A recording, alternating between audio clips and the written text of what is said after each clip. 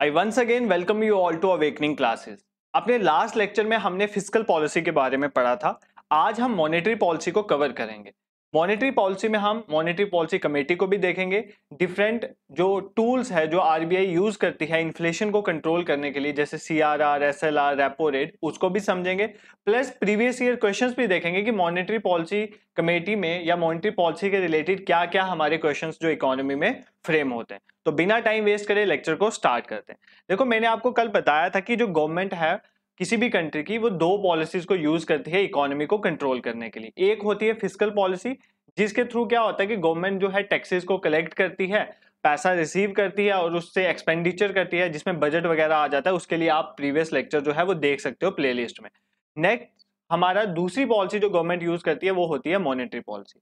अब monetary policy से government क्या करती है? मॉनेटरी पॉलिसी से गवर्नमेंट आरबीआई को बोलती है। आरबीआई क्या है? Central bank. मतलब सेंट्रल बैंक को जो है गवर्नमेंट बोलती है कि सेंट्रल बैंक ने क्या करना है, मार्केट में मनी सप्लाई को कंट्रोल करना है कि इन्फ्लेशन कितनी होनी चाहिए, मार्केट में कितनी पैसा होना चाहिए, कितना नहीं होना चाहिए, वो मॉनेटरी पॉलिसी के थ्रू आरबीआई क्या करती है, कंट्रोल करती है। तो अगर हम इसकी डेफिनेशन देखें मॉनेटरी पॉलिसी क्या होती है, तो monetary policy is the policy of central bank. किसी भी कंट्री का सेंट्रल बैंक, जैसे हमारा आरबीआई है, उसकी policy with regard to use of monetary instrument to achieve goal specified in the act. मतलब सिंपल लैंग्वेज में ये कह रहा है कि मॉनेटरी पॉलिसी एक पॉलिसी होती है किसी भी कंट्री के सेंट्रल बैंक की।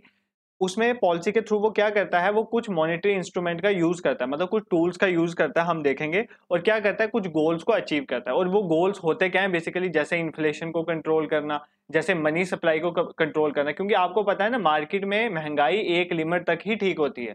अगर महंगाई बहुत ज्यादा हो जाएगी मार्केट में, तो इससे लोगों पे बहुत गलत इंपैक्ट आएगा। और अगर महंगाई बहुत कम हो जाएगी तो उस कंट्री की इकोनॉमिक ग्रोथ रुक जाएगी। तो एक लिमिट तक इन्फ्लेशन को कंट्रोल करना है। तो इन्फ्लेशन को कंट्रोल करने का काम कौन करेगा? सेंट्रल बैंक करता है किसी कंट्री का, और सेंट्रल बैंक ही मॉनेटरी पॉलिसी को फ्रेम करता है। तो सेंट्रल बैंक जो होता है, जो हमारी कंट्री में जैसे आरबीआई, तो वो कहीं ना कहीं से पावर लेता होगा। तो वो बेसिकली कहां से पावर लेता है? आरबीआई एक्ट ऑफ 1934 से। कहां से लेता है? आरबीआई एक्ट ऑफ 1934 से। तो in simple word, monetary policy क्या होती है? मॉनेटरी पॉलिसी के थ्रू कोई सेंट्रल बैंक क्या करता है, कुछ इंस्ट्रूमेंट का यूज करके मार्केट में मनी सप्लाई को कंट्रोल करता है, इन्फ्लेशन को कंट्रोल करता है। इतना आपको समझना है, ठीक है। अब पहले क्या होता था? पहले सिर्फ आरबीआई जो है वो खुद ही मनी सप्लाई को कंट्रोल करता था, इन्फ्लेशन को खुद ही कंट्रोल करता था। बट गवर्नमेंट ने क्या किया? गवर्नमेंट ने 2016 में आरबीआई एक्ट ऑफ 1934 में अमेंडमेंट कर दी, ठीक है। आरबीआई एक्ट जो था 1934 का, जिसके थ्रू आरबीआई की फॉर्मेशन हुई थी, सेंट्रल बैंक बना था, उसमें अमेंडमेंट की। उसमें अमेंडमेंट करने के बाद क्या हुआ, एक कमेटी बनाएगी, मॉनेटरी पॉलिसी कमेटी। अब ये जो मॉनेटरी पॉलिसी कमेटी है, इस कमेटी का काम है इन्फ्लेशन को कंट्रोल करना। इसको बोला गया, इसको एक टारगेट दिया गया है कि आपने इन्फ्लेशन को क्या करना है, उस टारगेट में रखना है, मतलब महंगाई उस टारगेट में होनी चाहिए। तो ये जो मॉनेटरी पॉलिसी कमेटी है ना, इसी का काम है मनी सप्लाई को रेगुलेट करना कि कितनी इन्फ्लेशन मार्केट में होनी चाहिए, कितनी नहीं होनी चाहिए, ठीक है। अब ये मॉनेटरी पॉलिसी जो है, ये अपनी पावर कहां से लेती है monetary policy committee? Section 45ZB of RBI act 1934। तो आपको ये पता होना चाहिए कि कौन सी सेक्शन है। Section 45ZB of RBI act 1934। तो आरबीआई एक्ट 1934 से मॉनेटरी पॉलिसी कमेटी अपना पावर लेती है। और मॉनेटरी पॉलिसी कमेटी का फंक्शन क्या है? सिंपल फंक्शन है, इन्फ्लेशन को कंट्रोल करना, एक टारगेट के अंडर रखना। और वो टारगेट क्या है? 4 ± 2%। मतलब 4% से 2% ऊपर हो सकता है और 2% नीचे हो सकता है। मतलब 4 से 2 ऊपर क्या हो गया? 6%। और 4 से 2 नीचे क्या हो गया? 2%। मतलब जो आपकी इन्फ्लेशन है वो 2% से 6% के बीच में होनी चाहिए। ना महंगाई 6% से ऊपर होनी चाहिए और ना 2% से कम होनी चाहिए। और ये काम रेगुलेट करने का काम किसका है? मॉनेटरी पॉलिसी कमेटी का, ठीक है। अब हम देखते हैं कि मॉनेटरी पॉलिसी कमेटी में बेसिकली कितने मेंबर्स होते हैं। तो जितना भी मॉनेटरी पॉलिसी रिलेटेड काम है, इन्फ्लेशन को कंट्रोल करना, वो मॉनेटरी पॉलिसी कमेटी करती है। और मॉनेटरी पॉलिसी कमेटी किसके थ्रू बनी गई है? Section 45ZB of RBI act 1934। इसमें कितने मेंबर्स होते हैं? 6 मेंबर्स होते हैं, ठीक है। अब ये 6 मेंबर्स जो हैं वो कहाँ से आते हैं, हमें वो समझना बहुत जरूरी है।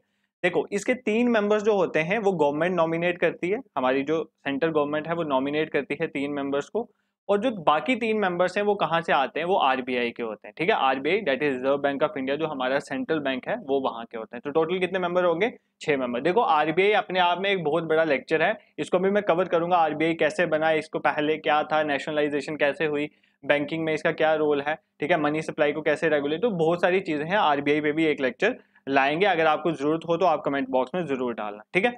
तो 6 मेंबर्स से 3 गवर्नमेंट नॉमिनेट करता है और 3 आरबीआई के मेंबर्स होते हैं। तो 6 मेंबर्स हो गया। अगर कोई एक कमेटी है तो इसका कोई चेयरमैन होगा, तो हाँ, इस कमेटी के चेयरमैन होते हैं आरबीआई गवर्नर। ये जो 3 मेंबर्स होते हैं ना आरबीआई के, इनमें से एक कौन होते हैं? RBI governor. और आरबीआई गवर्नर ही मॉनेटरी पॉलिसी कमेटी के चेयरमैन होते हैं। और पेपर में क्वेश्चन आता है, पेपर में ये क्वेश्चन आता है कि आपको पूछा जाएगा कि मॉनेटरी पॉलिसी कमेटी के चेयरमैन कौन होते हैं। आपको प्राइम मिनिस्टर दे दिया जाएगा, प्रेसिडेंट दे दिया जाएगा, फाइनेंस मिनिस्टर दे दिया जाएगा और आरबीआई गवर्नर। तो आप कंफ्यूज हो जाते हो कि फाइनेंस मिनिस्टर होंगे कि आरबीआई गवर्नर। तो आपको पता होना चाहिए कि मॉनेटरी पॉलिसी कमेटी के चेयरमैन आरबीआई गवर्नर होते हैं, ठीक है। अब देखो, अब ये जो कमेटी है, अगर इनको कोई भी डिसीजन लेना हो तो वो डिसीजन कैसे लिया जाता है? डिसीजन लिया जाता है मेजोरिटी पे।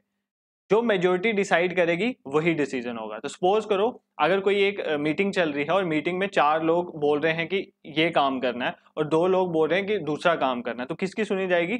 जो 4 लोग बोलेंगे। तो मतलब मेजोरिटी जो है वो डिसीजन लेती है, ये आपको पता होना चाहिए। बट अगर इनकेस टाई हो जाता है, ठीक है, 3 लोग एक चीज बोल रहे हैं और 3 लोग दूसरी चीज बोल रहे हैं, तो टाई हो जाएगा। अब टाई वाली सिचुएशन में क्या होता है कि जो आरबीआई के गवर्नर होते हैं, ठीक है, आरबीआई गवर्नर मींस जो चेयरमैन होते हैं मॉनेटरी पॉलिसी कमेटी को, उनको एक कास्टिंग वोट दिया जाता है। मतलब वो एक एडिशनल वोट डाल सकते हैं वापस। अब वो जिस साइड वोट डालेंगे, अगर इस तरफ वोट डालेंगे तो ये जीत जाएंगे और इस तरफ डालेंगे तो ये जीत जाएंगे। तो मतलब अगर in case monetary policy committee में टाई अप हो जाता है तो जो चेयरमैन होते हैं उनको एक कास्टिंग वोट दिया जाता है। तो ये चीज आपको पता होनी चाहिए, ठीक है। नेक्स्ट इज, ये जो मॉनेटरी पॉलिसी कमेटी है इसका गोल क्या है ये मैं आपको बता चुका हूं। टू अचीव इन्फ्लेशन टारगेट, मतलब इन्फ्लेशन को कंट्रोल में रखना। इन्फ्लेशन 4 ±2% होनी चाहिए। मतलब मिनिमम 2% इन्फ्लेशन चलेगी, मैक्सिमम 6% चलेगी। 6% से ऊपर इन्फ्लेशन नहीं होनी चाहिए और 2% से कम भी इन्फ्लेशन नहीं होनी चाहिए, ठीक है। तो देखो, ये मॉनेटरी पॉलिसी कमेटी के रिलेटेड पेपर में क्वेश्चंस आते हैं। तो मैं आपको बता रहा हूं कि इसको पावर कहां से ली गई है। सेक्शन 45 ZBF आरबीआई एक्ट 1934 कब बनाएगी? 2016 में। 6 मेंबर्स होते हैं, 3 गवर्नमेंट नॉमिनेट करती है, 3 आरबीआई द्वारा होते हैं।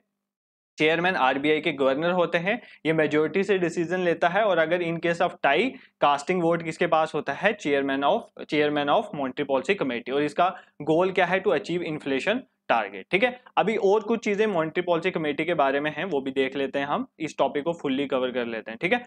अब देखो, मॉनेटरी पॉलिसी कमेटी के बारे में और चीजें ये हैं कि इस कमेटी के लिए जरूरी है कि एटलीस्ट 4 बार जो है, एटलीस्ट 4 टाइम एक साल में मिलना ही मिलना होता है मॉनेटरी पॉलिसी कमेटी को। तो एक साल में 4 बार मॉनेटरी पॉलिसी कमेटी को मिलना ही मिलना है। और अगर ये कोई मीटिंग करवा रहे हैं, तो अगर आपने पॉलिटी पढ़ा है तो आपको एक ये वर्ड सुना होगा आपने, क्वोरम। क्वोरम होता है कि कितने बंदे होने चाहिए किसी भी मीटिंग को कंडक्ट करवाने। ऐसे जैसे सपोज करो एक मीटिंग है, उसमें 100 मेंबर्स होने की जरूरत है, बट आते हैं 2 मेंबर्स सिर्फ, तो क्या वो मीटिंग हो जाएगी? नहीं ना कुछ क्वेरम होना चाहिए कि कितने मेंबर्स होंगे तभी मीटिंग होगी। तो अगर 6 में से 4 मेंबर्स आ रहे हैं तभी मीटिंग कंडक्ट हो सकती है। अगर 4 से कम मेंबर्स आ रहे होंगे तो मीटिंग कंडक्ट नहीं हो सकती। इसको बोलते हैं क्वेरम। क्वेरम कितना होना चाहिए? 4 मेंबर्स का। और जो मॉनेटरी पॉलिसी कमेटी है वो एक साल में कितनी बार मिलेगी? 4 बार मिलेगी। ये 2 चीजें आपको पता होनी चाहिए। तो इसके साथ हमारा मॉनेटरी पॉलिसी कमेटी का जो टॉपिक है ये पूरा कवर हो गया। इसके बाहर मॉनेटरी पॉलिसी कमेटी का कोई क्वेश्चन फ्रेम नहीं हो सकता, ठीक है। तो क्या क्या देखा? सेक्शन 45 ZB के थ्रू बना गया। 6 मेंबर्स थे, 3 गवर्नमेंट नॉमिनेट करती है, 3 आरबीआई, चेयरमैन आरबीआई गवर्नर होते हैं। काम है इन्फ्लेशन को रेगुलेट करना, 2 और 6 के बीच में रखना, 4 +-2, ठीक है। इसमें मेजोरिटी किसे डिसीजन लिया जाता है? कास्टिंग वोट किसके पास होता है? आरबीआई गवर्नर के पास। साल में 4 बार मिलते हैं और क्वेरम क्या होता है? 4 मेंबर्स, ठीक है। अब हमने यहाँ पर देखा था कि कुछ मॉनेटरी इंस्ट्रूमेंट्स का यूज करती है आरबीआई जो है इन्फ्लेशन को कंट्रोल करने के लिए। अब वो जो मॉनेटरी इंस्ट्रूमेंट या मॉनेटरी टूल्स होते हैं उन टूल्स को हमने समझना है। तो पेपर में क्वेश्चन इस तरह से पूछा जाता है कि कुछ आपको बहुत सारी चीजें दी जाएंगी, जैसे पब्लिक डेट हो गया, कुछ दिया जाएगा और कुछ टूल्स दिए जाएंगे। आपको बोला जाएगा इनमें से कौन सा आरबीआई का टूल नहीं है, या आरबीआई इनमें से कौन से टूल का यूज, मेजरमेंट इंस्ट्रूमेंट का यूज नहीं करती मनी सप्लाई को कंट्रोल करने के लिए, ठीक है। तो ये चीजें मैंने आपको ऑलरेडी एक लेक्चर में एक्सप्लेन करी हुई हैं। आप इकोनॉमी की सीरीज में जाओ, वहां पर एक टॉपिक मैंने डाला हुआ है, CRR, SLR, repo rate, reverse repo rate, bank rate, ये सब चीजें क्या होती हैं। तो अभी मैं इन शॉर्ट आपको बताऊंगा, बट आपको वो भी देखना है, आपको पूरी कंसेप्चुअल क्लैरिटी वहां पर हो जाएगी, ठीक है। अब देखो, ये क्या है कि वो टूल्स जो आरबीआई यूज करती है मनी सप्लाई को कंट्रोल करने। मनी सप्लाई मतलब इन्फ्लेशन को कंट्रोल करना, कि मार्केट में कितनी सप्लाई आएगी पैसे की। देखो, अब मैं आपको इन्फ्लेशन, वैसे इन्फ्लेशन आज का टॉपिक नहीं है, बट यहाँ पर आरबीआई का मेन काम ही इन्फ्लेशन को कंट्रोल करना है, तो आपको इन्फ्लेशन थोड़ा बहुत पता होना चाहिए। मैं पहले आपको वो समझा देता हूँ, ठीक है। इन्फ्लेशन होता है महंगाई, ठीक है। महंगाई, इन्फ्लेशन का मतलब है महंगाई। अब महंगाई मार्केट में दो तरह से हो सकती है, ठीक है। एक तो हो सकता है कि अगर सपोज करो दो चीजें होती हैं, एक होता है सप्लाई डिमांड। अगर आपने माइक्रो इकोनॉमिक्स थोड़ी बहुत पढ़ी होगी तो आपको सप्लाई डिमांड का कंसेप्ट पता होगा। देखो सप्लाई क्या होता है, किसी भी रॉ मटेरियल की सप्लाई, जैसे सब्जी है, फ्रूट है, कोई भी चीज जो मार्केट में आ रहा है उसकी सप्लाई। अगर सपोज करो किसी चीज की सप्लाई कम हो जाती है, अगर सपोज करो ऑनियन जो है, ऑनियन प्याज जो है, अगर वो मार्केट में आना बंद हो जाए, तो आप खुद सोचो कि क्या उसका रेट बढ़ेगा या कम होगा। अगर मार्केट में ऑनियन कम आ रहा है तो आपको पता है ऑनियन का प्राइस जो है वो बढ़ जाएगा। जिस चीज की कमी हो जाती है ना उसका प्राइस बढ़ जाता है। अगर आपके पास कोई एलिमेंट है वो कम पाया जाता है तो आपको पता होगा कि उसका प्राइस बहुत ज्यादा, अभी लिथियम कम पाया जाता है ना, तो लिथियम का प्राइस कितना ज्यादा हो रहा है, ठीक है। नेक्स्ट, एक तो सप्लाई आ गया, दूसरी होती है डिमांड। अब देखो जिस चीज की डिमांड बहुत ज्यादा है ना, जिस चीज की डिमांड बहुत ज्यादा है वो भी महंगी हो जाएगी, ठीक है। अब देखो डिमांड का पैसों से कैसे लेना देना। देखो अगर सपोज करो एक मार्केट है, वहां पर ऑनियन जो है, ऑनियन की ही एग्जांपल ले लेते हैं, ऑनियन बिक रहा है 50 रुपए किलो, ठीक है। पहले दो लोग थे वहां पर इसको लेने के लिए, ठीक है। अब सपोज करो वहां पर इस ऑनियन को लेने के लिए कितने लोग आ जाते हैं, 20 लोग आ जाते हैं, ठीक है। 20 लोग आ जाते हैं इस ऑनियन को लेने के लिए। तो पहले वो दुकानदार इसको 50 रुपए किलो बेच रहा था, पर जब वो देखेगा 20 लोग आके डिमांड कर रहे हैं, 20 लोग मांग रहे हैं प्याज के, हमें प्याज चाहिए, तो वो क्या करेगा, दुकानदार इस प्याज का रेट बढ़ा देगा। क्या कर देगा, बढ़ा देगा। इसका मतलब ये है कि जब लोग बहुत ज्यादा हो जाएंगे, लोगों के पास पैसा बहुत ज्यादा हो जाएगा, तो उससे भी क्या होता है कि मार्केट में चीजों का प्राइस बढ़ जाता है। तो अगर मार्केट में लोगों के पास पैसा बहुत ज्यादा होगा तो मार्केट में इन्फ्लेशन हो जाती है। ये चीज आपको यहाँ से समझ आनी चाहिए कि अगर बहुत ज्यादा लोगों के पास पैसा होगा, देखो अगर लोगों के पास बहुत ज्यादा पैसा है तो लोग बहुत ज्यादा डिमांड करेंगे चीजों की। अगर पैसा ही कम होगा लोगों के पास तो डिमांड, अभी जैसे कोविड था, आपको इधर से ध्यान से समझ आएगा। जब कोविड था, कोविड के टाइम पे आपको पता है कि इकोनॉमी बहुत खराब चल रही थी। क्यों चल रही थी, इसीलिए चल रही थी कि लोगों के पास पैसा नहीं था। हमारे लोगों के पास पैसा नहीं था, लोगों के पास पैसा नहीं था तो लोग डिमांड नहीं कर रहे थे। कोई कार थोड़ी खरीद रहा था कोविड में, लोगों को टेंशन थी कि खाने का ही गुजारा हो जाए, तो तब तो कोई कार नहीं खरीद रहा था। इसका मतलब कोविड के टाइम पे अगर हम बात करें तो डिमांड चीजों की बहुत नहीं थी। और डिमांड क्यों नहीं थी, इसका रीजन ये था कि लोगों के पास पैसा नहीं था। अगर इस टाइम अब लोगों के पास पैसा है तो डिमांड बहुत ज्यादा है। तो अगर आपने महंगाई को कम करना है, आपने लोगों के पास पैसा कम भेजना। अगर लोगों के पास पैसा कम होगा तो ऑटोमेटिकली चीजों की डिमांड भी क्या हो जाएगी, कम हो जाएगी, ठीक है। अब यही बेसिकली इन्फ्लेशन, अब ये चीजें मैंने आपको इसलिए समझाई है, अगर आपको ये समझ आ गया तो अभी आपको ये टूल समझने में कोई प्रॉब्लम नहीं होगी। देखो अब आरबीआई क्या करता है, आरबीआई मनी सप्लाई को कंट्रोल करता है, मतलब मार्केट में इन्फ्लेशन को कंट्रोल करता है। अब आरबीआई इन्फ्लेशन को पता है कैसे कंट्रोल करता है, आरबीआई मार्केट से पैसा, मार्केट में पैसा अपनी मर्जी से देता है कि कितना मार्केट में पैसा जाएगा, वो आरबीआई डिसाइड करती है। अगर आरबीआई को लग रहा है कि मार्केट में महंगाई बहुत ज्यादा है, इसका मतलब मार्केट में लोगों के पास बहुत ज्यादा पैसा है, तो आरबीआई लोगों से पैसा ले लेगी, ठीक है। क्या करेगी, लोगों से पैसा ले लेगी। और अगर आरबीआई को लग रहा है कि मार्केट में पैसा बहुत कम है, इन्फ्लेशन बहुत कम है, तो आरबीआई लोगों को पैसा पहुंचाएगी। जब लोगों के पास पैसा पहुंचेगा तो लोग ज्यादा खर्च करेंगे, तो डिमांड क्रिएट होगी, तो इन्फ्लेशन महंगाई बन जाएगी, ठीक है। तो इसी तरह से आरबीआई, अब आरबीआई आके लोगों को खुद पैसा थोड़ी देती है, तो आरबीआई किसके थ्रू मार्केट में पैसा भेजती है, वही हमने समझना है। देखो आरबीआई तीन तरीके यूज करती है इन्फ्लेशन को कंट्रोल करने के लिए। सबसे पहला है रिजर्व रेशो, तो ये मैंने आपको पढ़ाया हुआ है, सीआरआर एसएलआर, तो वापस सुन लो। सीआरआर वो पैसा होता है कि जो किसी भी बैंक को, जो कोई बैंक है, वो बैंक क्या करता है, अपने पास कुछ पैसा मेंटेन रखता है, ठीक है। किसके पास मेंटेन रखता है, सॉरी, सीआरआर में आरबीआई जो कोई भी बैंक होता है वो किसके पास पैसा मेंटेन करता है, आरबीआई के पास। तो कुछ परसेंट पैसा उसको अपना आरबीआई के पास मेंटेन करना पड़ता है, ठीक है। और एसएलआर क्या होता है, कुछ ऐसा पैसा है जो बैंक को अपने पास मेंटेन करना पड़ता है, वो खुद के पास रखेगा वो पैसा, वो लोगों को, बैंक का क्या काम है, लोगों को उधार में पैसा देना। बट ये सीआरआर और एसएलआर वो पैसा होता है कि जो पैसा बैंक जो है वो लोगों को उधार नहीं दे सकता। सीआरआर वो पैसा होता है जो बैंक को आरबीआई के पास रखना होता है, और एसएलआर वो पैसा होता है जो बैंक को अपने पास रखना होता है। सीआरआर को बोलते हैं कैश रिजर्व रेशियो, एसएलआर को बोलते हैं स्टैट्यूटरी लिक्विडिटी रेशियो। मैं आपको यही एडवाइस करूंगा, आप पहले वो वीडियो देखाओ, ये जो मैंने चीजें समझाई हुई हैं, तो आपको यहाँ पर और अच्छे से समझ आएगा। तो सीआरआर में वो पैसा आता है जो बैंक जो है वो आरबीआई के पास रखते हैं, एसएलआर में वो आता है पैसा जो बैंक अपने पास रखते हैं। अब ये जो पैसा बैंक अपने पास रख रहा है या आरबीआई के पास रख रहा है, तो ये पैसा लोगों तक नहीं पहुंचेगा। अब इसके थ्रू कैसे मनी सप्लाई को आरबीआई कंट्रोल करेगी, वो ध्यान से समझ। देखो अब क्या होता है कि अगर आरबीआई सीआरआर एसएलआर को बढ़ा देती है, सपोज करो पहले सीआरआर 5% था, मान लेते हैं एसएलआर भी 5% था, इसका मतलब क्या है कि बैंक को क्या करना पड़ रहा है, 5% पैसा आरबीआई के पास रखना पड़ रहा है और 5% पैसा अपने पास रखना पड़ रहा है। इसका मतलब अगर 100% है तो उसको 10% पैसा तो वो दे ही नहीं सकती। 10% पैसा उसका कुछ तो अपने पास पड़ा हुआ है, कुछ आरबीआई के पास पड़ा है। इसका मतलब वो कितना पैसा लोगों को दे सकती है, 90% पैसा दे सकती है। अब सपोज करो अगर आरबीआई सीआरआर एसएलआर को बढ़ा देती है, सीआरआर को 10% कर देती है, एसएलआर को 25% कर देती है। अब ये कितना पैसा हो गया, 35%। अब 35% पैसा जो है वो बैंक को अपने पास रखना पड़ेगा। मतलब अब वो जो है लोगों को 35% पैसा नहीं दे पाएगी। वो कितना दे पाएगी, सिर्फ 65% पैसा दे पाएगी। अगर वो लोगों को कम पैसा लोन पे दे पा रही है, अगर वो लोगों को कम पैसा लोन पे दे पा रही है, तो इसका मतलब है लोगों के पास कम पैसा पहुंचेगा। ठीक है, लोगों के पास क्या पहुंचेगा, कम पैसा पहुंचेगा। अब लोगों के पास जब कम पैसा पहुंचेगा तो लोगों के पास खर्चा करने के लिए पैसा नहीं है, और जब खर्चा करने के लिए पैसा नहीं है तो डिमांड नहीं होगी, डिमांड नहीं होगी तो इन्फ्लेशन नहीं होगी। तो इस तरह से सीआरआर और एसएलआर के बढ़ाने से इन्फ्लेशन क्या हो जाती है, कम हो जाती है। वापिस ध्यान से सुनो, सीआरआर एसएलआर वो पैसा होता है जो बैंक को अपने पास रखना पड़ता है, वो पैसा वो लोगों को नहीं दे सकती बैंक। ठीक है, बस इतना समझो, सीआरआर एसएलआर वो पैसा है जो बैंक को अपने पास रखना पड़ता है और वो लोगों को नहीं दे सकता।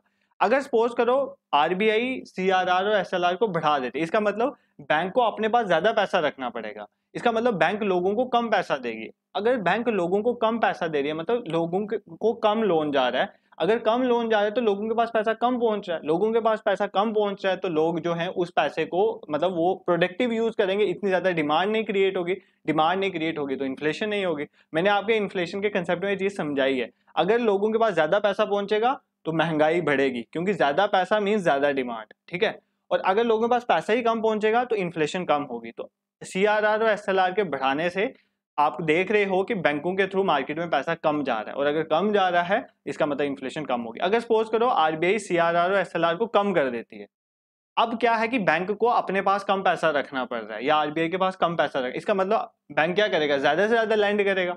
ज्यादा से ज्यादा लैंड करेगा तो ज्यादा से ज्यादा पैसा मार्केट में जाएगा, तो ज्यादा से ज्यादा मार्केट में पैसा जाएगा तो ज्यादा से ज्यादा डिमांड क्रिएट होगी, और ज्यादा से ज्यादा डिमांड क्रिएट होगी तो ज्यादा से ज्यादा क्या होगी, इन्फ्लेशन होगी। आई होप ये चीजें आपको समझ आई होंगी। तो अगर आपको इन्फ्लेशन का कंसेप्ट समझ है तो ये चीजें समझना मुश्किल नहीं है। ठीक है, एक तो तरीका आ गया ये वाला रिजर्व रेशो, मतलब सीआरआर एसएलआर को बढ़ा के या कम करके मनी सप्लाई को आरबीआई कंट्रोल करती है। नेक्स्ट तरीका ओपन मार्केट ऑपरेशन। देखो तीन तरीके यूज होंगे, एक आ गया रिजर्व रेशो, दूसरा आ गया ओपन मार्केट ऑपरेशन। देखो ओपन मार्केट ऑपरेशन मतलब गवर्नमेंट सिक्योरिटीज का यूज करके मनी सप्लाई को कंट्रोल किया जाता है। अब गवर्नमेंट सिक्योरिटीज क्या होती हैं, देखो बॉन्ड्स का नाम आपने सुना होगा, बॉन्ड्स। बॉन्ड्स क्या होते हैं, देखो कंपनी क्या होती है, कोई भी एक कंपनी है, जैसे शेयर्स नहीं होते इसी तरह से बॉन्ड्स होते हैं। कंपनी क्या करती है, एक पेपर इशू करती है लोगों को एक पेपर दे देती है। पेपर एक तरह की गारंटी होता है। अब वो लोगों को पेपर देगी, लोग उसको पैसा दे देंगे कंपनी को। ठीक है, अब वो कंपनी क्या करेगी, साल साल के बाद लोगों को उस पैसे पे इंटरेस्ट देती रहेगी, और लोगों के पास वो क्या रहेगा, पेपर रहेगा। वो पेपर एक तरह की गारंटी है कि मतलब इस कंपनी ने मेरे से पैसा लिया हुआ है, और वो कंपनी क्या करेगी, उस पेपर के ऊपर लिखा होता है कि 5 साल के बाद वो कंपनी पैसा वापस दे देगी। ठीक है, जिस कंपनी ने पैसा लिया होगा, और हर साल क्या देती रहेगी, इंटरेस्ट देती रहेगी। तो सिंपली ये बॉन्ड होता है। इसी तरह गवर्नमेंट जो है वो भी सिक्योरिटीज इशू करती है, मतलब गवर्नमेंट बॉन्ड इशू करती है। गवर्नमेंट बॉन्ड इशू करने का मतलब गवर्नमेंट क्या करेगी, आपको एक पेपर का पीस दे देगी, उसमें गवर्नमेंट आरबीआई ने साइन किया होगा। वो सपोज करो ये 5 करोड़ का बॉन्ड है। ठीक है, ये गवर्नमेंट सिक्योरिटी है 5 करोड़ की। अब क्या करेगी, ये मार्केट में गवर्नमेंट लाएगी। अब गवर्नमेंट के बिहाफ में आरबीआई लाता है, आरबीआई मार्केट में लाएगा 5 करोड़ रुपए का एक पेपर, वो आपको देगा। आप क्या करोगे, आरबीआई को 5 करोड़ रुपया पकड़ा दोगे। ठीक है, 5 करोड़ रुपया आपने आरबीआई को दे दिया। अब आरबीआई क्या करेगी, सपोज करो ये 5 साल के लिए बॉन्ड है, तो आपको आरबीआई क्या करेगी, 5 साल के बाद 5 करोड़ रुपया वापस दे देगी। तो आपको क्या फायदा हुआ, आपको फायदा ये होगा कि आरबीआई आपको हर साल इंटरेस्ट देती रहेगी, जैसे 5%, 10%, जितना इंटरेस्ट होगा वो आपको देती रहेगी। अब इसके थ्रू भी ये जो बॉन्ड होते हैं ना, ये गवर्नमेंट सिक्योरिटीज होती है, इनके थ्रू भी मनी सप्लाई को आरबीआई कंट्रोल कर सकती है। अब कैसे, देखो अगर आरबीआई को क्या करना है, मार्केट में इन्फ्लेशन है, मतलब मार्केट में लोगों के पास इन्फ्लेशन है, मतलब लोगों के पास पैसा बहुत ज्यादा है। तो अगर लोगों के पास इन्फ्लेशन का मतलब पैसा ज्यादा है, तो तभी तो डिमांड है। अगर मार्केट से इन्फ्लेशन को कम करना है तो गवर्नमेंट को क्या करना पड़ेगा, आरबीआई को क्या करना पड़ेगा, मार्केट से पैसा लेना पड़ेगा। अब मार्केट से पैसा निकालने का एक ही तरीका है, मार्केट में गवर्नमेंट सिक्योरिटीज को बेच दो। क्या करो, गवर्नमेंट सिक्योरिटीज को बेच दो। आरबीआई क्या करेगी, गवर्नमेंट सिक्योरिटीज को मार्केट में लाएगी और लोगों को देगी और लोगों से पैसा ले लेगी, क्योंकि गवर्नमेंट सिक्योरिटी क्या एक तरह का बॉन्ड है, लोगों को बॉन्ड मिलेगा, बॉन्ड के बदले मार्केट से आरबीआई क्या करेगी, पैसा ले लेगी। तो क्या होगा, मार्केट से पैसा आरबीआई के पास चला जाएगा, मार्केट में पैसा कम हो जाएगा तो डिमांड कम हो जाएगी। तो सिंपली जब भी आरबीआई को इन्फ्लेशन को कम्बैट मतलब कम करना होगा तो आरबीआई क्या करेगी, सिक्योरिटीज को बेचेगी। सिक्योरिटीज को बेचने का मतलब है पेपर लोगों को देगी और लोगों से पैसा ले लेगी। अगर सपोज करो आप मार्केट में डिफ्लेशन हो जाती है, मतलब डिफ्लेशन इन्फ्लेशन का उल्टा, मतलब मार्केट में अब पैसा नहीं है, मार्केट में पैसा नहीं है मतलब डिमांड बहुत कम है। अब आरबीआई को मार्केट में पैसा लाना है, ठीक है, आरबीआई को मार्केट में पैसा लाना है। अब आरबीआई क्या करेगी, इन गवर्नमेंट सिक्योरिटीज को वापस खरीद लेगी। आरबीआई गवर्नमेंट सिक्योरिटीज को क्या करेगी, पहले उसने बेची थी गवर्नमेंट सिक्योरिटी तो मार्केट से पैसा ले लिया था, अब वो क्या करेगी, गवर्नमेंट सिक्योरिटीज को वापस मार्केट में बेच देगी। जब वो गवर्नमेंट सिक्योरिटीज को वापस मार्केट में बेच देगी तो वो क्या करेगी, अपने से पैसा देगी मार्केट में और मार्केट में पैसा आ जाएगा। जैसे सपोज करो, पहले उसने सपोज करो ये आरबीआई है, ध्यान से सुनना है इस चीज को, और ये सपोज करो एक पर्सन है, हम पर्सन मान के चलते हैं, जैसे ये अवेकनिंग क्लासेस का चैनल है, ठीक है, अवेकनिंग क्लासेस वाले। अब आरबीआई क्या करता है, अवेकनिंग क्लास एक गवर्नमेंट सिक्योरिटी इशू करता है, ठीक है, ध्यान से सुनना। अब आरबीआई गवर्नमेंट सिक्योरिटी इशू करता है और इशू करके इसको कौन खरीद लेता है, अवेकनिंग क्लासेस वाले। तो ये 5 करोड़ रुपया दे देते हैं, इतना है नहीं है बट 5 करोड़ रुपया ये आरबीआई को दे देते हैं अवेकनिंग क्लासेस वाले, ठीक है। अब ये गवर्नमेंट सिक्योरिटी किसके पास आ गई, अवेकनिंग क्लासेस। तो अवेकनिंग क्लासेस का 5 करोड़ रुपया आरबीआई के पास चला गया। अब जो अवेकनिंग क्लासेस पहले पैसा खर्च कर सकता था, मतलब डिमांड क्रिएट कर सकता, अब वो नहीं करेगा क्योंकि अब उसके पास पैसा नहीं है। इसी तरह आरबीआई बहुत सारे सिक्योरिटीज इश्यू करेगी, मार्केट में बहुत सारे लोगों से पैसा ले लेगी तो मार्केट में पैसा बहुत कम हो जाएगा, तो कम हो जाएगा मतलब इन्फ्लेशन कम हो जाएगी, ठीक है। अब आरबीआई को लगा कि मार्केट में ना मतलब महंगाई रही ही नहीं है, महंगाई बहुत कम होगी, अब मार्केट में वापस महंगाई लानी है। तो आरबीआई क्या करेगी, जैसे उसने अवेकनिंग क्लासेस से को गवर्नमेंट सिक्योरिटी देके उससे 5 करोड़ रुपया लिया था, अब वो क्या करेगी, इस गवर्नमेंट सिक्योरिटी को वापस ले लेगी, उसके बदले क्या करेगी, 5 करोड़ रुपया वापस दे देगी। अब मार्केट में वापस मेरे पास वापस 5 करोड़ रुपया आ गया, तो अब मेरे पास 5 करोड़ रुपया आ गया तो मैं नया ऑनलाइन सेटअप लूंगा। तो नया ऑनलाइन सेटअप लूंगा, सपोज करो मैं डिजिटल बोर्ड ले रहा हूं, तो अगर मैं डिजिटल बोर्ड लूंगा तो मार्केट में एक डिमांड डिजिटल बोर्ड की क्रिएट हो जाएगी, ऐसे बहुत सारी कंपनीज करेंगी। तो इस तरह से गवर्नमेंट सिक्योरिटी के बेचने से इन्फ्लेशन कम हो जाती है और गवर्नमेंट सिक्योरिटी को जब आरबीआई खरीद लेती है तो वापस मार्केट में इन्फ्लेशन क्रिएट हो जाएगी।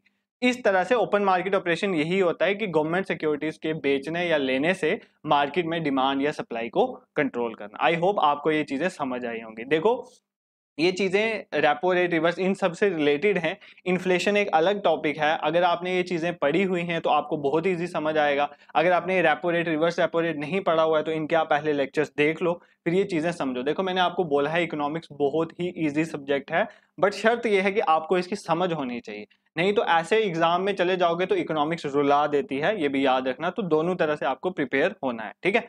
अब नेक्स्ट इज तीसरा तरीका, आरबीआई किस तरह से मनी सप्लाई को कंट्रोल करते हैं, इज रेट्स। तो RBI different interest rate set करती है। देखो मैंने आपको पढ़ाया भी है कि जो बैंक होते हैं वो क्या करते हैं, हम बैंक से लोन लेते हैं ना, तो बैंक किससे लोन लेती है, बैंक लेती है आरबीआई से लोन, ठीक है, बैंक आरबीआई से लोन लेता है। अब वो लोन किस इंटरेस्ट रेट पे लेगा, उस इंटरेस्ट रेट से भी मनी सप्लाई को कंट्रोल किया जाता है और मैक्सिमम इसी के थ्रू ही मनी सप्लाई को कंट्रोल किया। ये जो ऊपर मैंने आपको दो पढ़ाए ना, ये इतना ज्यादा आरबीआई यूज नहीं करता, आरबीआई मेनली रेपो रेट का यूज करता है मनी सप्लाई को कंट्रोल करने के लिए। अब repo rate, reverse repo rate, bank rate, ये मैंने ऑलरेडी आपको पढ़ाया हुआ, आप वो भी देख के आ सकते हो। देखो यहां भी बता देता हूँ, रेपो रेट वो रेट होता है जिस रेट पे कोई बैंक, कोई भी बैंक, चाहे वो कमर्शियल है, नॉन कमर्शियल बैंक है, ठीक है, कोई भी बैंक जिस रेट पे आरबीआई से पैसा लेता है ना, ठीक है, जैसे सपोज करो एक बैंक है, एसबीआई है, एसबीआई बैंक को पैसा चाहिए, एसबीआई वाले जाते हैं आरबीआई के पास, तो आरबीआई उनको फ्री में पैसा तो नहीं ना देगा, कुछ इंटरेस्ट रेट चार्ज करेगा ना। तो जिस इंटरेस्ट रेट पे कोई भी बैंक आरबीआई से पैसा लेगा उस इंटरेस्ट रेट को क्या बोलते हैं, रेपो रेट, ठीक है। अब रिवर्स रेपो, अब ये जो रेपो रेट होता है इसका नाम होता है रीपर्चेज रेट। क्या बोलते हैं, रीपर्चेज, ध्यान से समझना, रीपर्चेज रेट। इसके नाम पे ये चीज लिखा है कि अगर आज आरबीआई, एसबीआई एक बैंक है, वो आरबीआई से पैसा ले रहा है रेपो रेट पे, तो आरबीआई कल इससे ये पैसा वापस भी लेगा, ठीक है। इसका मतलब ये एक रीपर्चेज एग्रीमेंट है कि वापस भी ये पैसा खरीदेगा, ठीक है। अब रिवर्स रेपो रेट क्या होता है, देखो एसबीआई ने आरबीआई से पैसा लिया रेपो रेट पे, अब अगर आरबीआई एसबीआई से पैसा लेगा, देखो कई बार क्या होता है, बैंक्स के पास, एसबीआई के पास पैसा बहुत ज्यादा है और वो आरबीआई को बोलेगा कि आप हमसे पैसा लो, ठीक है। कई बार होता है ना मार्केट में इतना लोन क्रिएशन का नहीं होता, तो एसबीआई या कुछ डिफरेंट बैंक्स क्या करते हैं, वो आरबीआई को पैसा देते हैं। आरबीआई जिस रेट पे एसबीआई से पैसा लेगा उसको हम बोलेंगे रिवर्स रेपो रेट, ठीक है। तो ये शॉर्ट टर्म लोन्स होते हैं, ठीक है। अगर लॉन्ग टर्म के लिए कोई बैंक आरबीआई से पैसा ले रहा है, ये repo rate, reverse repo rate, ये शॉर्ट टर्म का पैसा होता है। अगर लॉन्ग टर्म के लिए कोई जो बैंक है वो आरबीआई से पैसा ले रहा है, उसको हम बोलेंगे बैंक रेट। तो ज्यादा फर्क नहीं है। रेपो रेट शॉर्ट टर्म के लिए होता है। रेपो रेट में क्या होता है, कोई भी बैंक आरबीआई से किस रेट पे पैसा लेता है, that is repo rate. Second, reverse repo rate, RBI किसी भी बैंक से किस रेट पे पैसा लेता है, that is reverse repo rate. Bank rate होता है लॉन्ग टर्म के लिए, अगर लोन लेना है किसी भी बैंक को तो वो आरबीआई से किस रेट पे लेता है, that is known as bank rate. ये तीन चीजें आई होप आपको समझ आई होंगी, ठीक है। अब इनके थ्रू कैसे मनी सप्लाई कंट्रोल की जा सकती है वो समझते हैं। देखो, अगर सपोज करो रेपो रेट क्या था, जिस रेट पे कोई भी बैंक जैसे एसबीआई है वो आरबीआई से पैसा ले रहा है। अगर सपोज करो क्या करती है हमारी आरबीआई, क्या करती है, रेपो रेट बढ़ा देती है। पहले रेपो रेट 3% था, अब रेपो रेट वो करके 5% कर देती है, ठीक है। पहले एसबीआई को 3% पे लोन मिल रहा था, मतलब सस्ता सस्ता लोन मिल रहा था, 3% पे मिल रहा था। अब वो कितने परसेंट में मिल रहा है, 5% में, ठीक है। पहले 3% पे मिल रहा था एसबीआई को लोन, तो एसबीआई आगे लोगों को भी तो कम ही इंटरेस्ट रेट चार्ज करी होगी, मतलब मान लेते 3.5% चार्ज करी होगी। अगर 3.5% पे एसबीआई लोगों को लोन दे रही थी तो लोग लोन लेंगे, हाँ लेंगे, ऑब्वियस है। तो मार्केट में पैसा होगा तो डिमांड क्रिएट होगी, इन्फ्लेशन होगी, ठीक है। अगर आरबीआई ने रेपो रेट को बढ़ा दिया, 5% कर दिया, अब एसबीआई जो है वो आरबीआई से कितने पे लोन ले रहा है, 5% में। क्या अब एसबीआई 5% पे लेकर 4% पे तो बेचेगा नहीं, ये पागल तो है नहीं है। ये 5% पे ले रहा है तो 6% इंटरेस्ट रेट पे लोगों को लोन देगा। अब 6% इंटरेस्ट रेट पे इतने ज्यादा लोग पैसा नहीं लेंगे, ठीक है। आप देखते हो ना कई बार लोग क्या करते हैं, लोग जब लोन लेने जाते हैं वो देखते हैं इंटरेस्ट रेट क्या, अगर ज्यादा इंटरेस्ट रेट चार्ज कर रहे होंगे तो कोई ऐसी, कई बार ऐसा टाइम होता है इंटरेस्ट रेट बहुत ज्यादा होते हैं मार्केट में, तब लोग क्या पैसा लेते हैं बैंक से, तब नहीं लेते हैं। तो अब लोग पैसा नहीं लेंगे। जब आरबीआई रेपो रेट बढ़ा देता है तो लोग जो होते हैं वो बैंकों से पैसा नहीं लेते हैं, क्योंकि बैंक भी अब ज्यादा इंटरेस्ट रेट चार्ज कर रहे हैं। अगर लोग पैसा नहीं लेंगे तो आपको पता है पैसा नहीं होगा लोगों के पास तो डिमांड नहीं होगी, डिमांड नहीं होगी तो इन्फ्लेशन नहीं होगी। इसका मतलब जब भी रेपो रेट आरबीआई बढ़ा देता है, रेपो रेट के बढ़ाने से क्या होता है, इंटरेस्ट रेट बढ़ जाते हैं। इंटरेस्ट रेट के बढ़ने से क्या होता है कि जो बैंक है वो ज्यादा इंटरेस्ट रेट चार्ज करता है, लोग पैसा जो है वो कम लेते हैं, लोग कम पैसा लेंगे तो डिमांड कम होगी, डिमांड कम होगी तो इन्फ्लेशन कम होगी। इसका मतलब रेपो रेट के बढ़ाने से इन्फ्लेशन क्या हो जाती है, कम हो जाती है, ठीक है। अगर सपोज करो आरबीआई रेपो रेट को कम कर देता है, मतलब अब वो कम इंटरेस्ट रेट पे बैंक को पैसा दे रहा है, तो बैंक भी कम इंटरेस्ट रेट पे लोगों को देंगे, बैंक कम इंटरेस्ट पे लोगों के, लोग धड़ल्ले से पैसा लेंगे, पैसा लेके इन्वेस्ट करेंगे, इंफ्रास्ट्रक्चर बनेगा, डिफरेंट फंक्शंस होंगे इकोनॉमी में, तो लोगों के पास बहुत ज्यादा पैसा होगा, बहुत ज्यादा डिमांड क्रिएट होगी तो इन्फ्लेशन बढ़ जाएगी। सिंपल है यार, इसमें कुछ मतलब रॉकेट साइंस नहीं है, सिंपल समझने वाली चीज है कि अगर रेपो रेट पे पैसा लिया जा रहा है, अगर रेपो रेट बढ़ेगा तो इन्फ्लेशन कम होगी, रेपो रेट कम होगा तो इन्फ्लेशन बढ़ेगी। तो इसी टूल को यूज करके जो है आरबीआई जो है पैसे को, मनी सप्लाई को मार्केट में जो है वो चेंज करती है। इसी तरह रिवर्स रेपो रेट का केस भी होता है, बैंक रेट भी सेम ही होता है। देखो बैंक रेट क्या है, लॉन्ग टर्म लोन है, बट अगर ये भी बढ़ेगा, अगर ये भी आरबीआई बढ़ा रही है, इसका मतलब बैंक भी लॉन्ग टर्म जब लोगों को लोन देंगे तो ज्यादा पैसा लेंगे, तो ज्यादा पैसा लेंगे तो मतलब लोग लोन ही नहीं लेंगे, लोग लोन नहीं लेंगे तो मतलब डिमांड नहीं होगी, डिमांड नहीं होगी तो इन्फ्लेशन नहीं होगी। तो सिंपल है, ये चीजें आपस में इंटरलिंक। बट आपने ये याद रखना है कि अगर कोई भी रेट बढ़ जाता है ना, बैंक रेट, रेपो रेट, ठीक है, अगर वो बढ़ता है तो इसके बढ़ने से क्या होगा, इन्फ्लेशन कम होगी, क्योंकि रेपो रेट या कोई भी बैंक रेट बढ़ेगा जब, तो बैंक जो है वो ज्यादा इंटरेस्ट चार्ज करेंगे, लोग ज्यादा इंटरेस्ट पे पैसा नहीं लेंगे, मार्केट, लोगों के पास पैसा नहीं होगा, डिमांड नहीं होगी तो इन्फ्लेशन नहीं होगी, ठीक है। Next is marginal standing facility. देखो ये मैंने आपको उस लेक्चर में नहीं पढ़ाया था, इसको हम ध्यान से समझते हैं क्या होता है। देखो बेसिकली मार्जिनल स्टैंडिंग फैसिलिटी और रेपो रेट ना, ये दोनों शॉर्ट टर्म के लिए होते हैं, बट इन दोनों में कुछ फर्क है, ठीक है। रेपो रेट जो होता है ना वो शॉर्ट टर्म लोन होता है, ये कोई भी बैंक ले सकता है, कोई बैंक, कोई भी कमर्शियल बैंक हो, एसबीआई, चाहे एलआईसी, नॉन कमर्शियल बैंक्स भी रेपो रेट ले सकते हैं। गवर्नमेंट को भी लेना है ना अगर आरबीआई से लोन, तो वो भी रेपो रेट पे ले सकता है।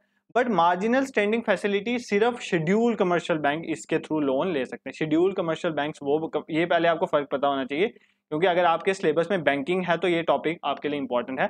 शेड्यूल कमर्शियल बैंक्स क्या होते हैं, वो बैंक जो सेकंड शेड्यूल में आते हैं आरबीआई एक्ट ऑफ 1934। तो मार्जिनल स्टैंडिंग फैसिलिटी में आरबीआई से पैसा कौन ले सकता है, शेड्यूल कमर्शियल बैंक। और ये पैसा क्यों लिया जाता है, कोई इमरजेंसी सिचुएशन के लिए। कोई भी इमरजेंसी सिचुएशन, जैसे एक रात में किसी को पैसा देना है, ठीक है, अगर आपने कोई एसएलआर भरना है, सीआर, मतलब किसी भी काम के लिए अगर एक रात के लिए आपको पैसा चाहिए किसी बैंक को, तो वो मार्जिनल स्टैंडिंग फैसिलिटी के थ्रू आरबीआई से पैसा ले सकता है। बट कौन ले सकता है? सिर्फ schedule commercial bank. But repo rate में कोई भी bank, non bank, state, centre, कोई भी पैसा ले सकता है रेपो रेट में, ठीक है। ये फर्क आपको पहले पता होना चाहिए। सेकेंड इंपॉर्टेंट चीज आपको जो पता होनी चाहिए वो ये हम देख सकते हैं कि यहाँ पर जो है ये एसएलआर का पैसा जो है, एसएलआर कोटा वाला जो पैसा होता है उसको यूज किया जा सकता है, मार्जिनल स्टैंडिंग फैसिलिटी। एसएलआर पैसा कौन सा है? वो पैसा जो बैंक अपने पास रख रहे हैं। तो एसएलआर पैसे को भी देखकर आरबीआई को एसएलआर कोटा वो है गिरवी रखकर भी मार्जिनल स्टैंडिंग फैसिलिटी पे पैसा लिया जा सकता है। बट रेपो रेट में एसएलआर वाले पैसे को गिरवी नहीं रखा जा सकता। अगर ये चीज आपको समझ आई है तो अच्छी बात है, नहीं भी आई है तो इतना डीप नहीं जाना है, क्योंकि ये मॉनेटरी पॉलिसी से लिंक नहीं है, बैंकिंग सेक्टर से लिंक चीज है। अगर आपके सिलेबस में बैंकिंग सेक्टर है तो ध्यान से सुन लो वापस। तो मार्जिनल स्टैंडिंग फैसिलिटी पे पैसा सिर्फ शेड्यूल कमर्शियल बैंक ले सकते हैं, इमरजेंसी सिचुएशन के लिए ले सकते हैं। और शेड्यूल कमर्शियल बैंक क्या होते हैं? जो सेकंड शेड्यूल में है RBI act of 1934। Repo rate में कोई भी बैंक ले सकता है, कोई भी कमर्शियल बैंक ले सकता है। और मार्जिनल स्टैंडिंग फैसिलिटी के लिए आप एसएलआर का पैसा गिरवी रख सकते हो। देखो, अगर आप बैंक में जाते हो लोन लेने के लिए, तो कोई चीज गिरवी रखते हो ना, ऐसे थोड़ी बैंक दे देता है। इसी तरह आरबीआई भी ऐसे नहीं दे सकता है ना, आरबीआई के पास भी आपको कुछ गिरवी रखना पड़ता है। तो मार्जिनल स्टैंडिंग फैसिलिटी में अगर आपसे पैसा लेना है, एमएसएफ में पैसा लेना है, तो आप एसएलआर में जो आपका पैसा पड़ा है उसको गिरवी रख सकते हो। बट अगर आपने रेपो रेट में पैसा लेना है तो आपको कुछ और गिरवी रखना पड़ेगा। आप एसएलआर वाला पैसा, स्टैट्यूटरी लिक्विडिटी रेशियो वाला पैसा गिरवी नहीं रख सकते। ये सिंपल चीज है, ठीक है। आई होप ये चीजें आपको समझ आई होंगी। इन शॉर्ट में आपको ये सारा क्रक्स बता देता हूँ, फिर हम एमसीक्यू जो प्रीवियस ईयर क्वेश्चन उनमें चलते हैं। मॉनेटरी पॉलिसी कमेटी जो है उसका काम है इन्फ्लेशन को कंट्रोल करना। मॉनेटरी पॉलिसी कमेटी में मेन कौन है? RBI governor. वो ही डिसाइड करते हैं कि किस तरह से मनी सप्लाई कंट्रोल होगी। वो डिफरेंट टूल्स का यूज करते हैं, जैसे सीआरआर, एसएलआर, रिजर्व रेशो। अगर रिजर्व रेशो बढ़ेगी, देखो सीआरआर एसएलआर बढ़ेगा तो बैंकों को ज्यादा पैसा अपने पास रखना पड़ेगा, लोगों को पैसा कम दिया जाएगा, लोगों के पास पैसा कम होगा, डिमांड कम होगी, इन्फ्लेशन कम होगी। तो सीआरआर एसएलआर के बढ़ने से, यहाँ पर मैं सारी चीजें आपको यहाँ पर लिख के दे देता हूँ एक बार, ठीक है, इन शॉर्ट आपको याद रहेगी। अगर आपका सीआरआर एसएलआर, ठीक है, अगर ये बढ़ेगा, अगर सीआरआर एसएलआर बढ़ेगा तो बैंक के पास कम पैसा है, ठीक है, बैंक लोगों को देने के, लोगों के पास कम पैसा जाएगा, डिमांड कम होगी, डिमांड कम होगी तो इन्फ्लेशन कम होगी। ये चीजें आपने याद रखनी। इसी का उल्टा दूसरा होगा, अगर सीआरआर एसएलआर कम हो जाएगा तो इन्फ्लेशन बढ़ जाएगी। Second is open market operation में चलते हैं। अगर आरबीआई सिक्योरिटी को बेचेगा, ठीक है, आरबीआई क्या कर रहा है? सिक्योरिटी को बेच रहा है। अगर सिक्योरिटी को बेच रहा है मतलब लोगों से पैसा ले लेगा, लोगों से पैसा ले लेगा तो इन्फ्लेशन कम हो जाएगी। सिक्योरिटी जब लोगों को बॉन्ड देगा तो उनसे पैसा ले लेगा ना, तो इन्फ्लेशन कम हो जाएगा। अगर आरबीआई सिक्योरिटी खरीद रहा है, मतलब मैंने आपको बताया था ना, आरबीआई ने पहले मेरे को बॉन्ड दिया तो मेरे से पैसा ले लिया, अब आरबीआई मेरे से वापस बॉन्ड खरीद रहा है तो मेरे को पैसा वापस देगा ना। तो अगर आरबीआई जो है वो सिक्योरिटी को बाय कर रहा है तो उस केस में इन्फ्लेशन क्या हो जाएगी? कम हो जाएगी, बढ़ जाएगी, ठीक है। ये आपने याद है, क्योंकि जब वो बाय करेगा तो पैसा वापस दे देगा। नेक्स्ट हमने दो चीजें ये पढ़ी, और तीसरा हमने पढ़ा रेट। कोई भी रेट है, अगर आरबीआई रेट को बढ़ा रहा है, चाहे वो रेपो रेट है, बैंक रेट है, अगर आरबीआई रेट को बढ़ा रहा है, रेट को बढ़ाने का मतलब है कि अब जो है बैंक ज्यादा इंटरेस्ट रेट चार्ज करेंगे लोगों से।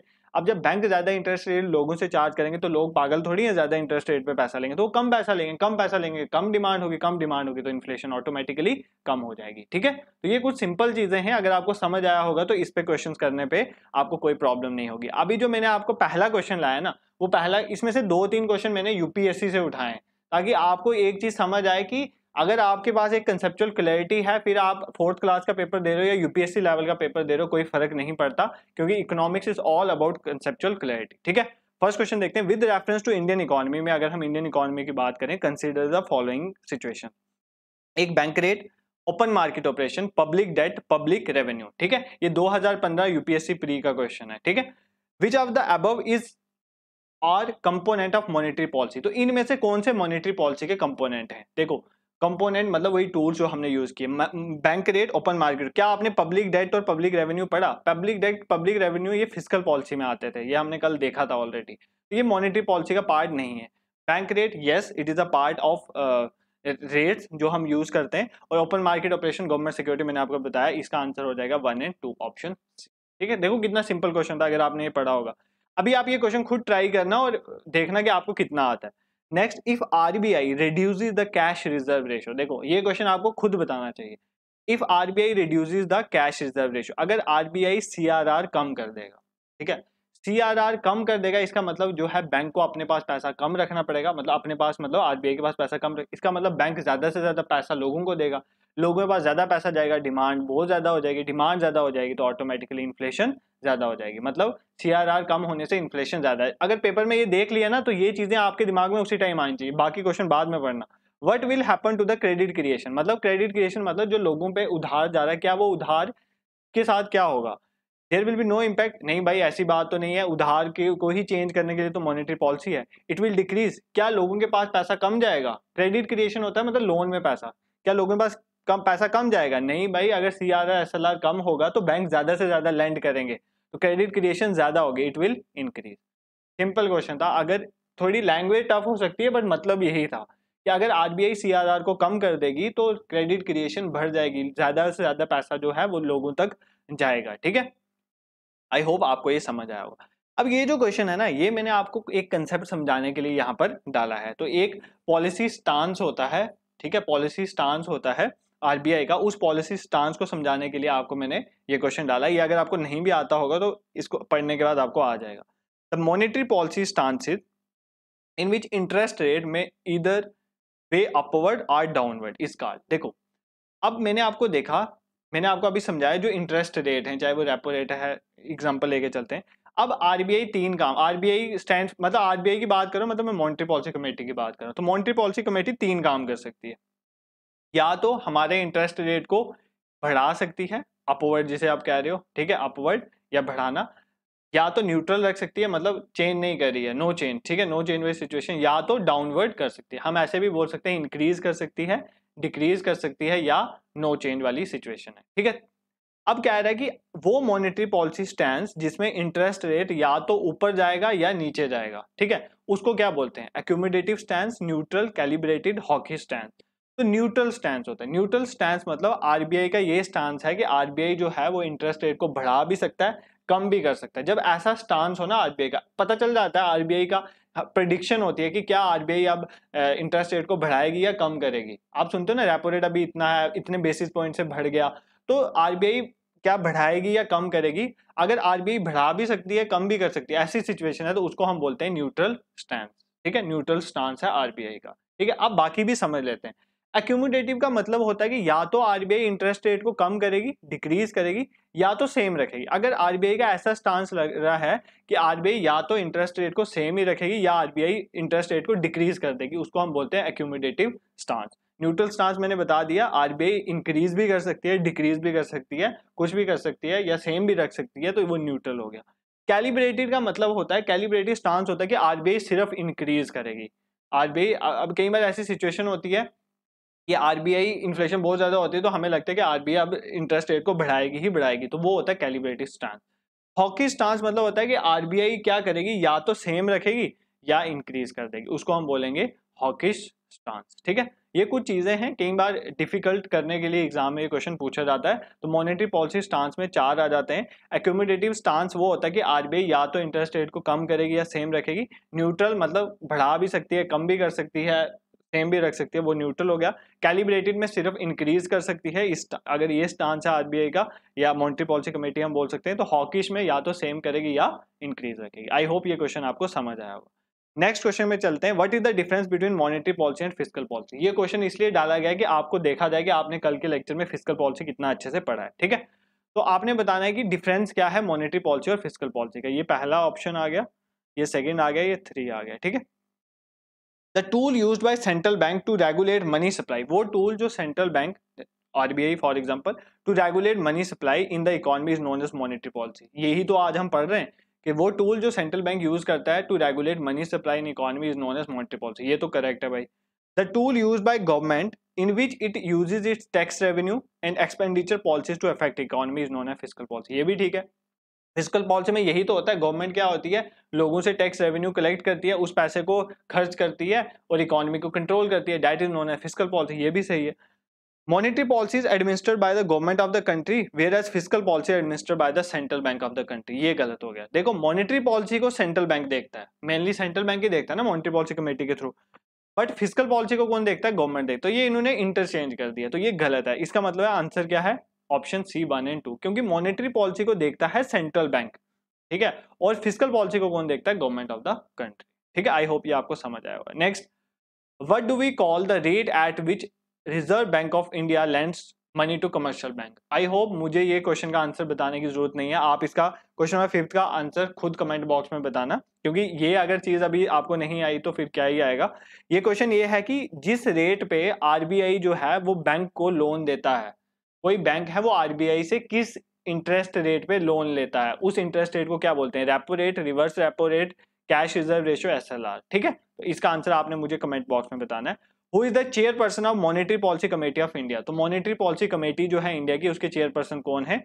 Finance minister, prime minister, RBI governor, chief economic adviser. ये भी बहुत सिंपल क्वेश्चन है, ये भी आप मेरे को कमेंट बॉक्स में बताओगे। देखो मैं सिंपल क्वेश्चंस आपको दे रहा हूं, इनके आप आंसर कमेंट बॉक्स में जरूर देना, मुझे भी पता चलेगा कितने आप सिंसियरिटी से इन टॉपिक्स को पढ़ते हो। कल किसी एक स्टूडेंट ने डिमांड करी थी मॉनेटरी पॉलिसी पे लेक्चर आना चाहिए, तो हमने लाया। अगर आप चाहते हो कि जैसे एक टैक्सेशन वगैरह हो गया या आरबीआई जो यहाँ पर एक इंपॉर्टेंट टॉपिक है उस पर भी लेक्चर आए और एमसीक्यूज आए कुछ, तो आप कमेंट बॉक्स में मुझे जरूर बताना। इन 2 क्वेश्चन का आंसर भी वहां पर करना। प्लस अगर आप हमारे चैनल में नए हैं, अगर आपको चैनल का कंटेंट पसंद आ रहा है तो चैनल को जरूर सब्सक्राइब करें। हमारा न्यू इनिशिएटिव है, अगर आपको लगता है कि इस इनिशिएटिव को आगे बढ़ना चाहिए तो इसको शेयर भी जरूर करें। टेलीग्राम का लिंक डिस्क्रिप्शन में डाल दिया, उसको ज्वाइन करें। डेली क्यूज भी होता है वहां पर, पीडीएफ भी शेयर होती है, डेली का हिंदू न्यूज़पेपर भी हम वहां पर शेयर करते हैं, और कोई भी इंफॉर्मेशन हो वहां पर बहुत जल्दी पहुंच जाती है। प्लेलिस्ट में जाएं, polity, history, geography, different subject के रिलेटेड बहुत सारी वीडियोस पड़ी हुई हैं। जेके एसएसबी एग्जाम की प्रिपरेशन कर रहे हो अपकमिंग, तो प्रीवियस ईयर क्वेश्चंस हो गए, डिफरेंट टॉपिक्स के रिलेटेड बहुत सारी वीडियोस हैं, सेंटर के एग्जाम के रिलेटेड भी हैं, तो आप उनको एक्सेस कर सकते हैं। Thank you so much for watching.